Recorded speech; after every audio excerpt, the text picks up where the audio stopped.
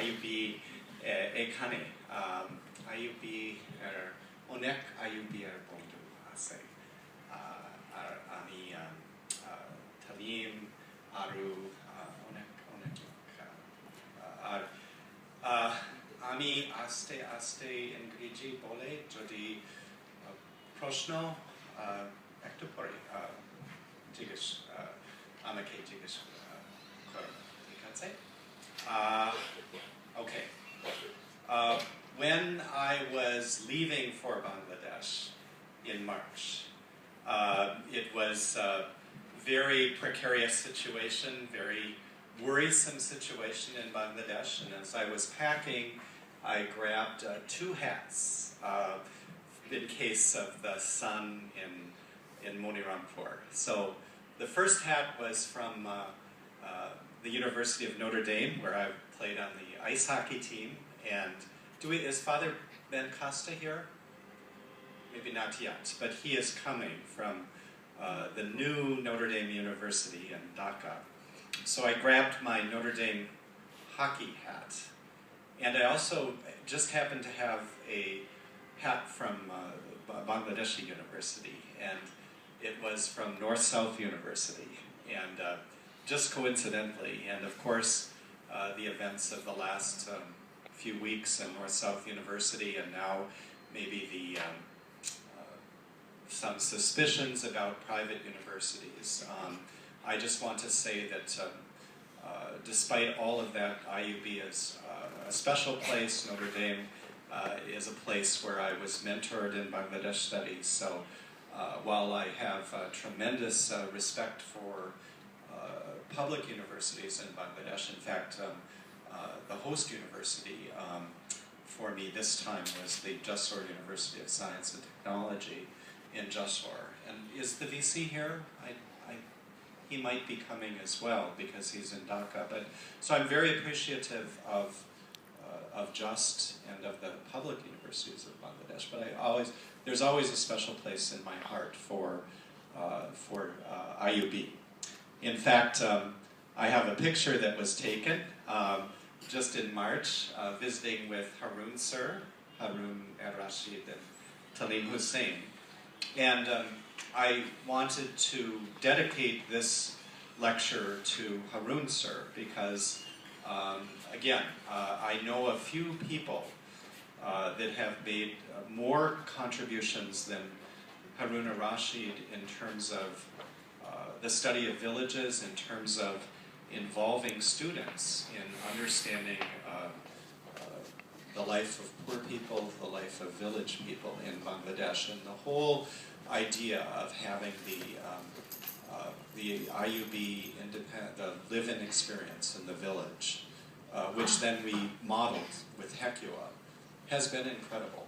And you know, if you're looking for solutions for young people that have no motivation in life, especially university students, I think if they go on this kind of experience, whether they're Bangladeshi or American, it changes their life forever because they now have a different understanding of who the world's people are and what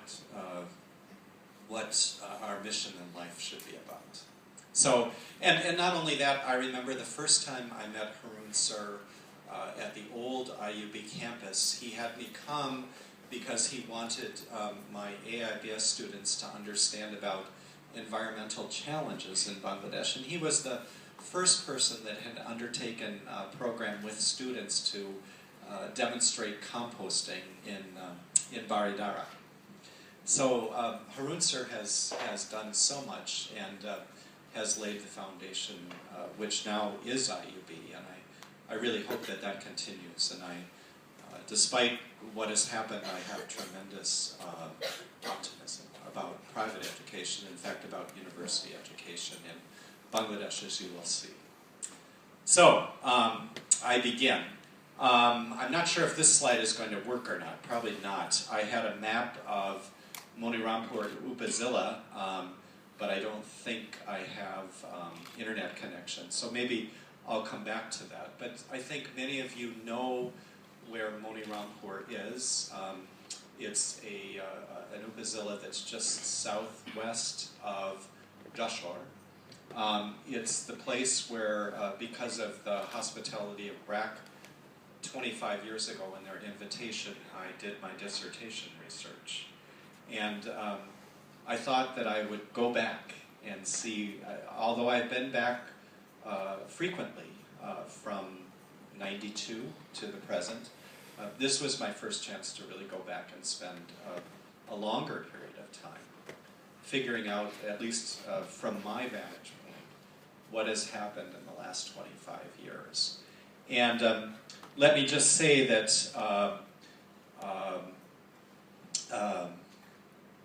just a minute here. Let me go back for a minute. I am a professor of global studies, even though I received, my PhD is in social science from the Maxwell School at Syracuse University, where I was also an alumni. And I have a PhD in social science, development studies, but I'm a professor of global studies. So for me, it's always quite enjoyable and challenging to put together the local, the anthropological, the micro-level developments with the global developments. After all, global studies, according to my own writing and publishing, global studies is about the study of global phenomena. So the title of my talk today was what we can learn from this village in Manirampur, Jessore, what it has to do with the world, what it has to do with, for instance, students at an American university, students at a Bangladesh university. So here's my thesis, and the rest of my remarks today will be around that, what I hold to be my position currently, and that is that in this village, Manirampur Upazila, one of the poorest villages when I first went there in '91, one of the poorest villages in Manirampur Upazila, there has been tremendous progress. No doubt because of education. The Modipur primary school has been incredible. One school master that I stay with typically in the village has given way to a new headmaster, and the students have been well educated. There's also a private high school in this village, and many alumni have gone from this high school to work in Manirampur and Jessore, even now a few in Dhaka and a few abroad, whereas in '91, '92, 25 years ago, there was virtually no one living and working abroad. There was no one living and working in Dhaka, except for maybe one person. So income is up, the agricultural yield is up, even among poor people. And I want to make sure that you understand that there's still poverty in this village. It's still one of the poorest villages in the Union, Haridashkati Union. But there's been tremendous improvement. And there's even some new patterns of living for people in the village, which I will get to. However, and I don't want to lose focus on what tremendous improvement there's been and how the quality of life has improved. But I guess we always have to find something that needs some work. And this time, the outstanding feature that has not changed very much, I could argue that it's gotten much worse, is health and healthcare and sickness and poverty. And what I mean by that especially, for example, is the incidence of cancer is way up. And I think that's because of the arsenic tube well. I think that's because of the connection between arsenic and cancer. The situation as far as health is not good. So I'll get into that a little more toward the end of my remarks today. And there's also some very serious environmental challenges that this village is going to face, already facing. So we'll talk about that. And then very finally, when I wrap up my remarks today, I want to touch on what all this has to do with global trends, which I think is actually very important. So, to begin with, the improvement. I did a number of interviews and found that in almost every case, each family mentioned that their income had increased, even among the very poor, by 10% over the last 25 years. But not surprisingly, the families that had benefited the most reported up to 50% change in income. And in fact, my colleagues at Jessore University of Science and Technology just have found the same things all throughout Jessore. That it's not unusual to talk about a 50% increase in family income.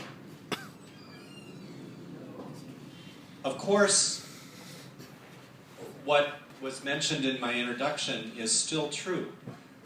There still are poor people in this village. And indeed, the poorest people continue to be widows and divorced women, but primarily widows. And I had several instances of when I went and interviewed widow-headed families, new widows. And this is alarming, but has always been part of the problem here, or there. The other outstanding feature is that 38% of families have at least one person, in some cases 2 or 3 people, that are not only working outside of the village, but way outside of the village. That is in Malaysia or Dhaka or India. And of course, for the most part, making substantial income and then sending the money back to families in this village. I spent a couple days in the high school, and almost 100% of the students, I think there was one exception, expected to spend their life living and working in Jessore or Dhaka. And this is a fairly remote village, high school.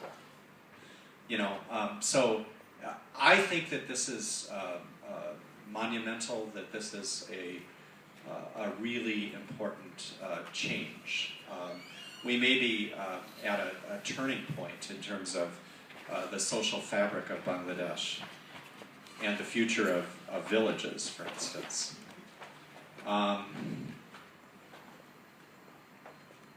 And it raises the question, of course, which I want you to think about and maybe take some questions about afterwards. And that is, what is the future of a Bangladesh village going to look like in 25 years from now or 50 years from now? My guess is there's going to be, it's going to be many fewer people, that each family might be represented by a breadwinner who's male, who farms the ever-increasing larger size farm, maybe with some laborers, and that indeed the backbone of these villages, because many of the men and some of the women will be working in Jessore or Dhaka or Malaysia, that the backbone of this village might be women who have been divorced or widowed, who then become no longer vulnerable, but become the anchors of a new village where that's much smaller in size. And then Bangladesh begins to approximate other countries in terms of agricultural and village population being much smaller and urban population much larger. So here's a picture of one of the school kids in the Modapur Primary School. I was really impressed that they would stand up and ask me questions, and I don't think that would have happened 25 years ago. And so much more in touch with their world, whether their world consists of Jessore or Dhaka or even beyond.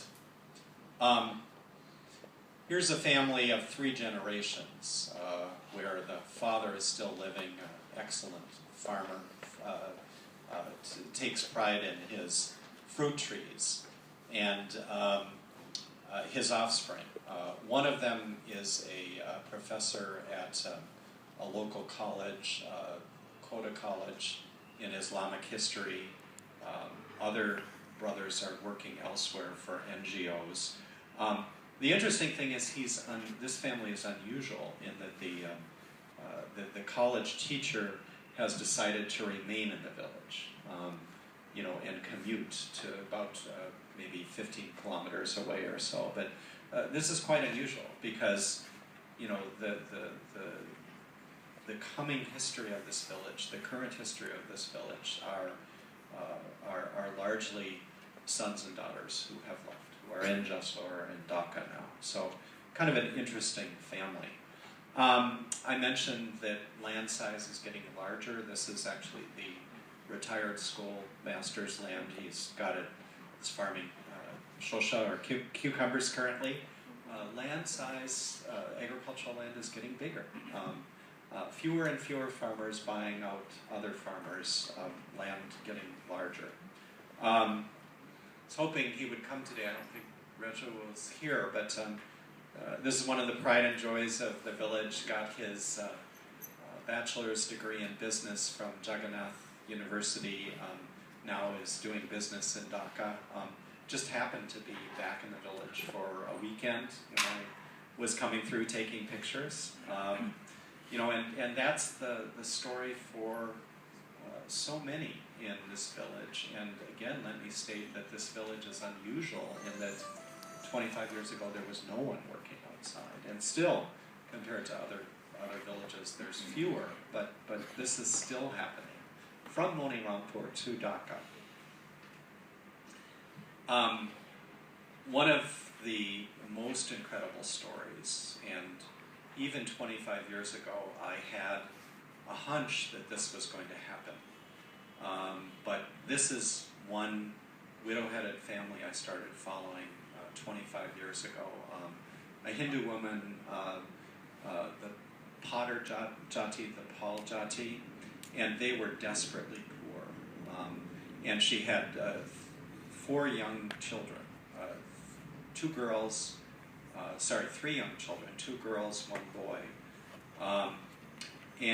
But they had some land, even though they were desperately poor. And now, they're not the richest people in the Hindu para in the village, but they're doing quite well. This son, his name is Nirmal, has had no education, but now his 2 kids are getting an education. So really, really hopeful example of what it means to go from the most vulnerable in this village 25 years later to have not made it to the richest family in the village, but to certainly a comfortable level with a new house.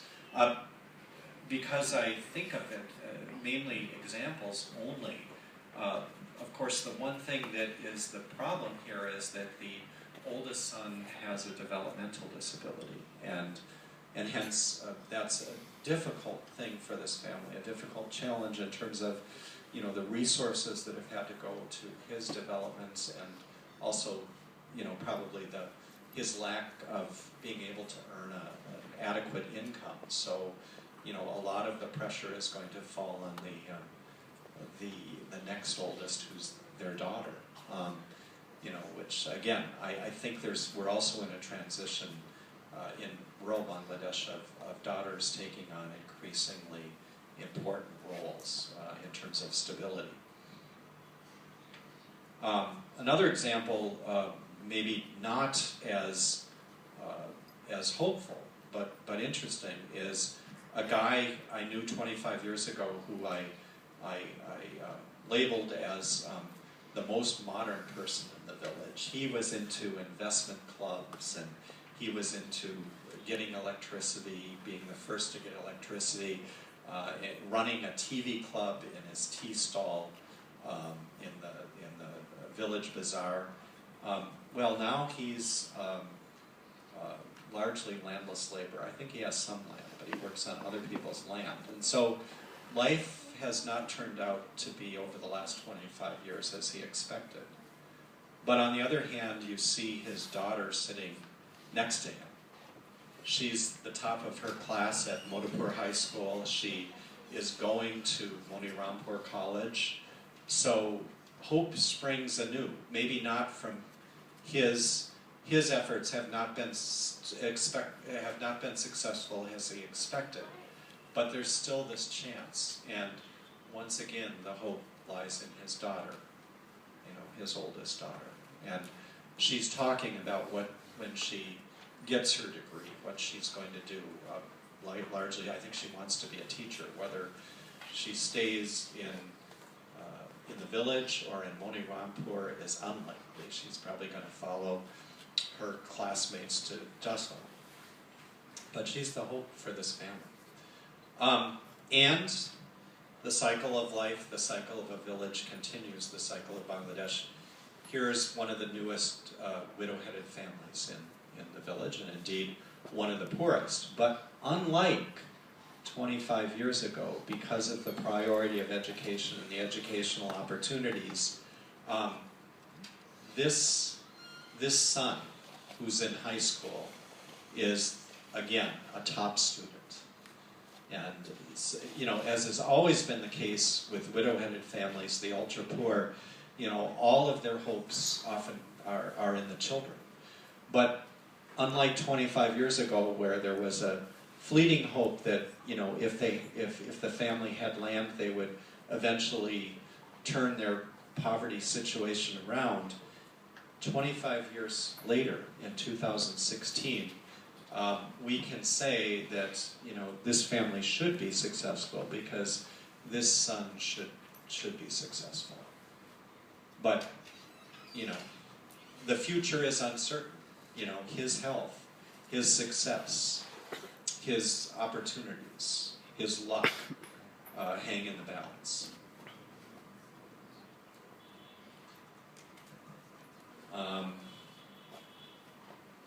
Now, that's the good. The bad. The healthcare challenge.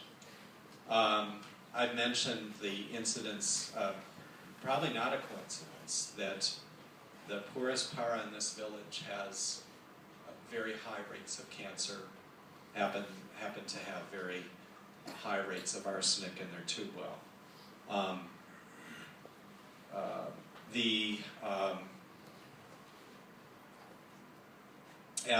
As development occurs, as people live longer, there are very high rates of diabetes in this village. Probably that would not come out if the lifespan were shorter. Shockingly, there's a problem with drug addiction now in this village. I'll say something more about that in a minute, but that is a complete surprise and completely unpredicted from 25 years ago, that one of the poorest villages in this area would now be wrestling with the problem of drug addiction. And both medications and also yaba or meth. So there's modern problems where the emphasis has been on prevention, but I think now that we've gotten beyond just simple prevention, the challenge of health becomes much greater. The question, this village wants a government health clinic to be established here. And I've given some help in that effort, but I have to ask, you know, is that the right thing given that the village is likely to become smaller and surrounding the Upazila town of Manirampur is going to become bigger, and so is Jessore. So where should the health focus be? Yes, for people of this village, but also for the majority of the population. And then there's some technology-related questions too, which we can get into later. For instance, I've been very impressed with the Ad-Din hospital in Jessore, and also I think there's one in Dhaka in their mission to making healthcare affordable for poor people and village people. I've got this picture up here for several different reasons. The most important reason is this man, his name is Sakawat Hussain. He was the longtime village matbar or leader. He was for many years the richest person in the village. Just literally 1 week after I took this picture, or had this picture taken, he died of a heart attack. He started experiencing heart problems in the village. They rushed him to Manirampur, but realized that the hospital there couldn't help him, so they continued their journey into Jessore, some 20 kilometers away. And just as they were talking to the doctors at the Jessore hospital, they got in a traffic jam, and Sakawat died. I bring this up for a couple different reasons. 25 years later, of course 25 years ago, he would have probably died in the village. Maybe made it to Manirampur, but they couldn't have done anything for him. Now, the good thing is, in terms of healthcare, that even village people, even poor people, can go to a place like Jessore and go to a good hospital and go to a doctor, and a very expensive challenge for them, but they have this ability. They can go to Kolkata, they can go to Noapara, they can go to Kulna. So this is an improvement in terms of healthcare. But the bad thing is that while I mentioned that preventative efforts are still ongoing, and those have been very successful, the BRAC, oral rehydration therapy, this sort of thing, the fact of the matter is that unlike, for instance, where I come from, and maybe during questions I can say something about that, because it just is very fortuitous that my university is right next to the Mayo Clinic and does a lot of work with the Mayo Clinic. But the reality is that Manirampur Hospital does not have a defibrillator, you know, a machine that could have shocked him back into living. Neither does Jessore. Ambulances do not have that capability. So Bangladesh has moved to the next level in terms of health needs. They need modern technology. They need modern technology like that in this village, but that has not yet arrived. Nor have doctors exploded in an Upazila town like Manirampur with a really good clinic system. So while even poor people and village people can get into Jessore, it's oftentimes too late. And it's oftentimes too difficult. So there's not the regular kind of monitoring by local doctors of individuals' health, like Mr. Hussain.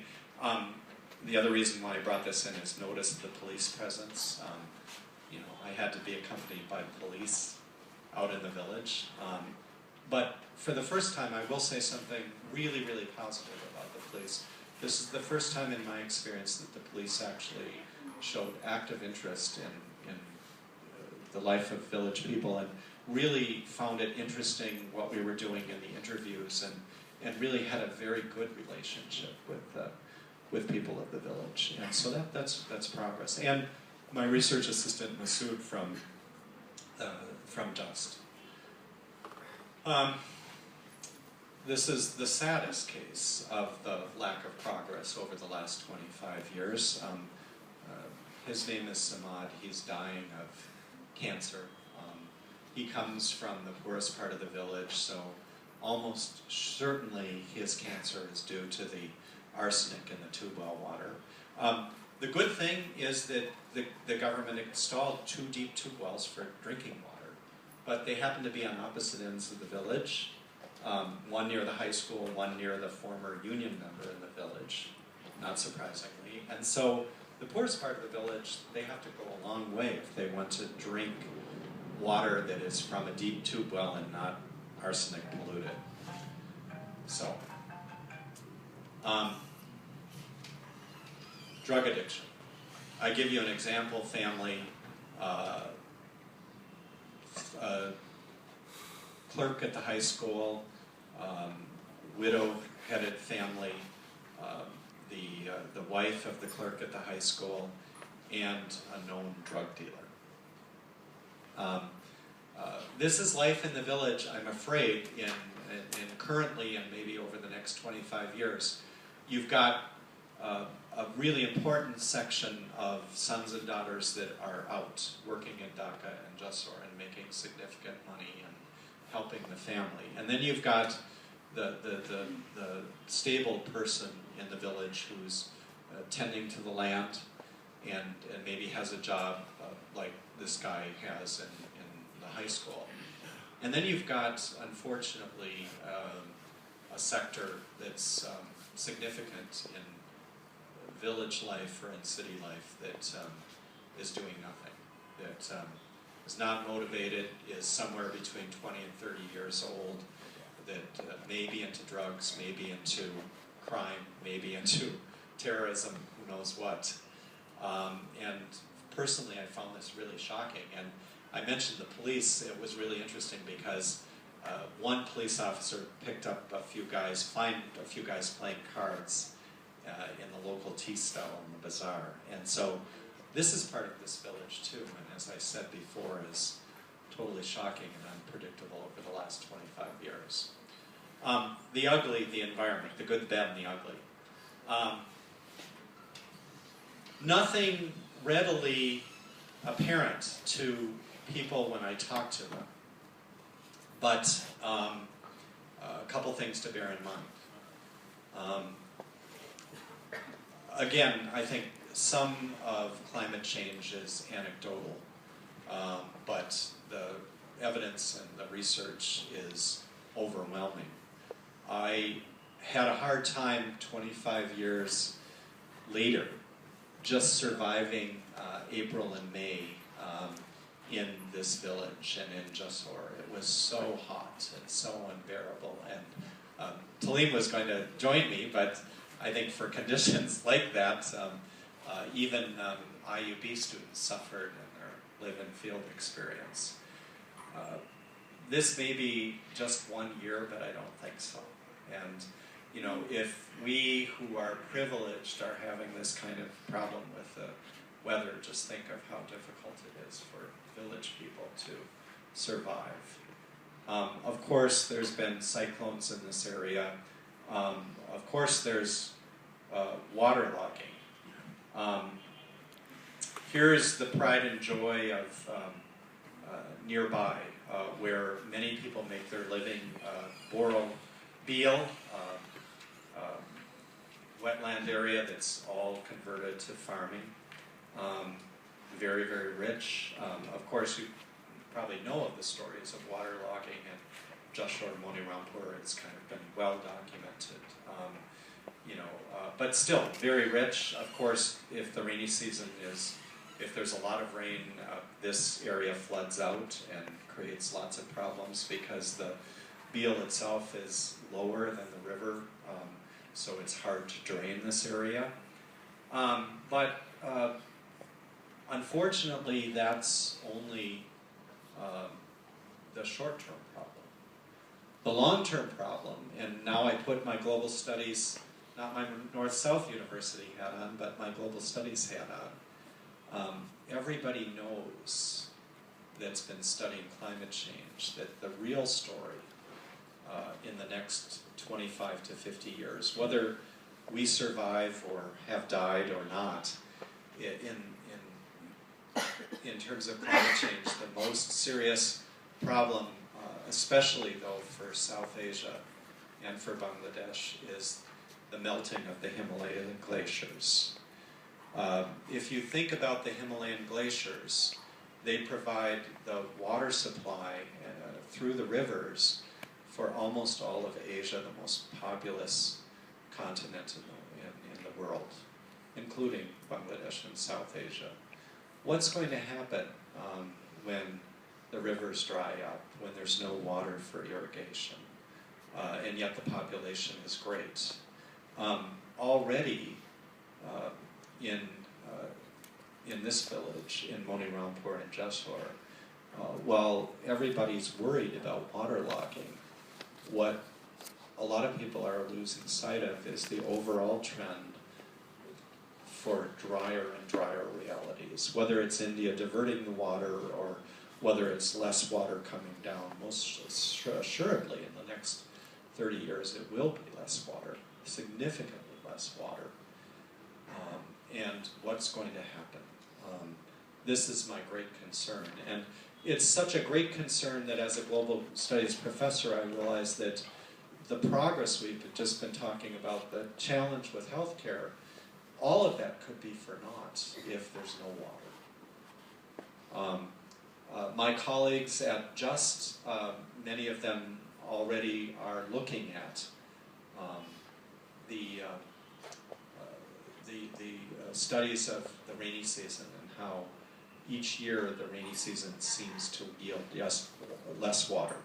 Significant storms, yes. Flooding, yes. But overall, less water, less rain. And that coupled with the rivers drying up over the next 50 years has got to be the major story. Okay. Almost at the end.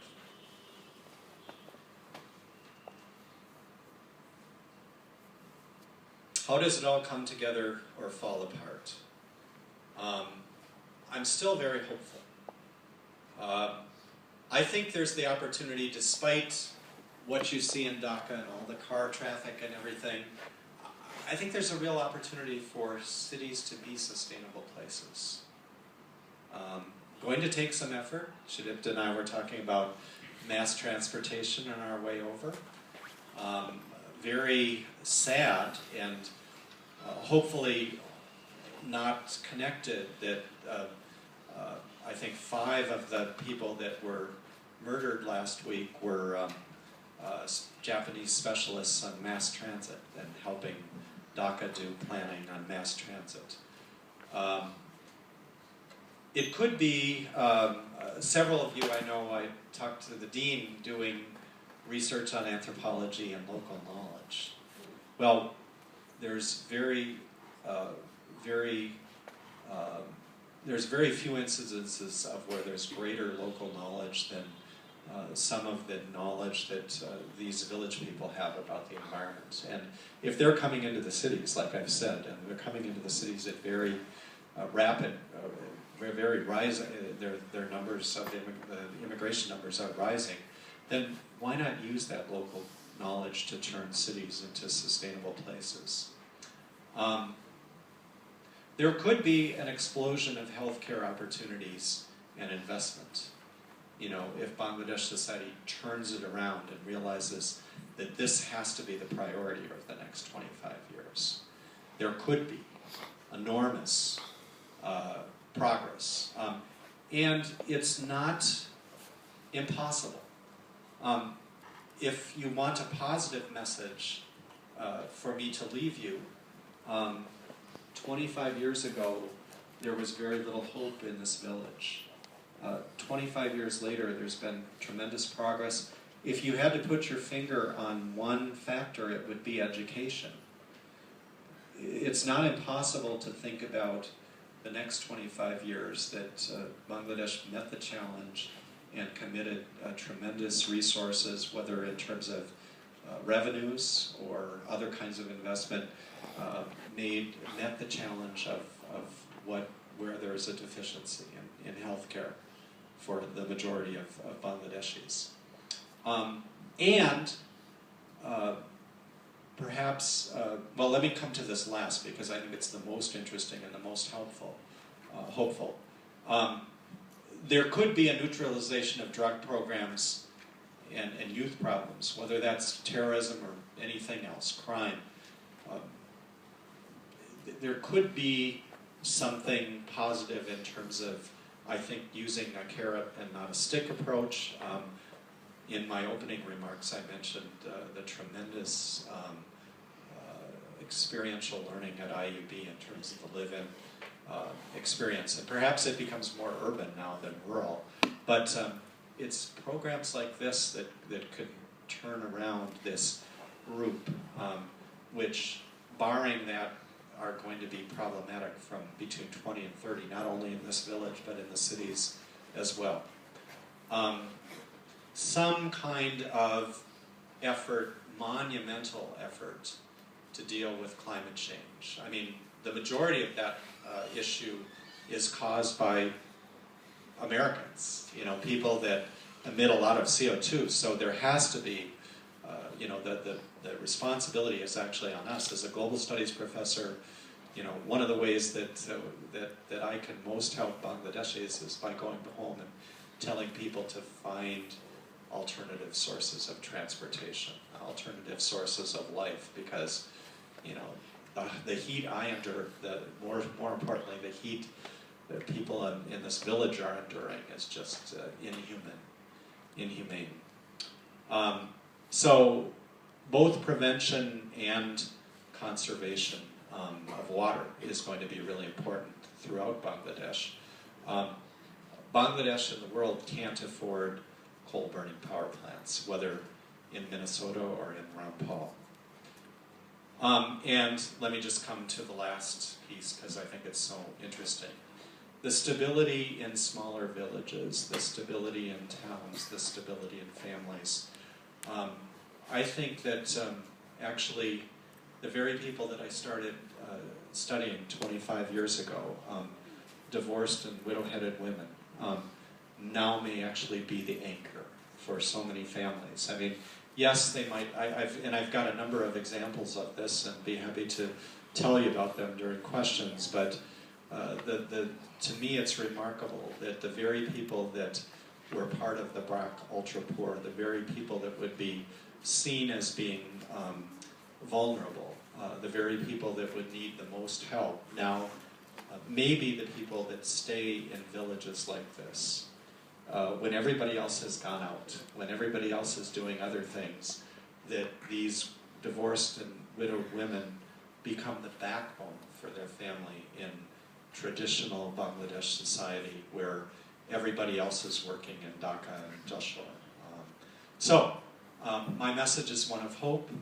My message is one of 25 years ago, now, and 25 years later. Thank you very much.